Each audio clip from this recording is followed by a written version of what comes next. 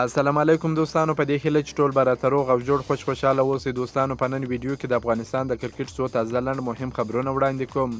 لومړی تازه د خوشحالۍ خبر دا دی چې 15 افغان لوبغاړي د نیپال لیګ کې اخیستل شوي دي. د نیپال لیګ 15 ورځې وروسته شروع کیږي. دویم خبر دا چې په بیګ باش لیګ کې مجیب رحمان د فضل حق فاروقي لوبډلې پر وړاندې ولوبېدی. فضل حق فاروقي او مجیب رحمان یو د بل پر وړاندې ولوبېدل، دواړه ښه وځلېدل. دریم خبر دا چې رحمان الله ګربز د لنکا پریمیر لیګ کې ولوبېدی. ویډیو تر اخره را سره وګورئ، ان شاء الله پوره معلومات درکوم. رحمان الله ګربز نن د لنکا پریمیر لیګ کې ولوبېدی خو ښه نه وځلېدی. رحمان الله ګربز نن یوازې په 19 توپونو باندې 23 منډې وکړې او وسوځېدی. د دې څخه مخکې هم رحمان الله ګربز په ډیرو لوبو کې ناکام شوی و، خو یوازې په یوه لوبه کې ښه ځلېدلی و چې په هغه لوبه کې یې 83 منډې ترسره کړې وې. د هغه وروسته بیا رحمان الله ګربز ناکام روان دی. 15 ورځې وروسته د نیپال لیګ شروع کیږي. په دغه لیګ کې 15 افغان لوبغاړي اخیستل شوي دي چې د بېلابېلو لوبډلو سره به ولوبېږي. د نیپال لیګ T20 یا شلوريزه دی.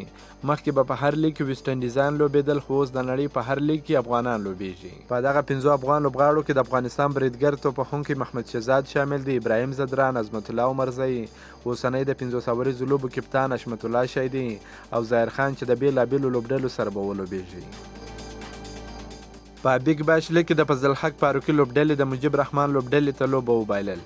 نن په بیګ باش لیګ کې مجیب رحمان 4 اورونه ترسره کړل، 22 منډې ورکړې، یوه مهمه وکټ یې ترلاسه کړه او فضل حق فاروقي هم 4 اورونه ترسره کړل، ده هم 22 منډې ورکړې، خو کومه وکټ یې وانخیستل، لوبه یې هم وبایلل. دغه لوبه چې په میلبورن کې ترسره شوه د بیګ باش لیګ اومه لوبه وه چې د میلبورن رینګډیز او سیډني ټینډر لوبډلو ترمنځ ترسره شول.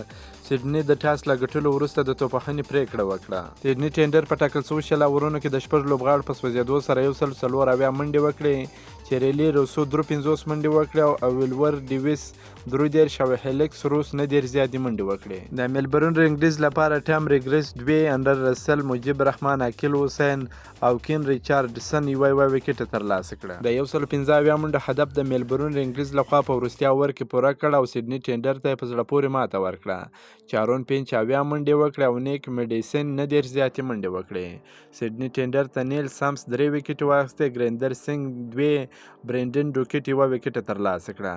که مو دا ویډیو خوښه شوې در سره لایک کړئ او د خپلو ملګرو سره هم شیر کړئ. د نور تازه معلوماتو لپاره هم زموږ سره اوسئ. تر بلې ویډیو پر د الله په امان.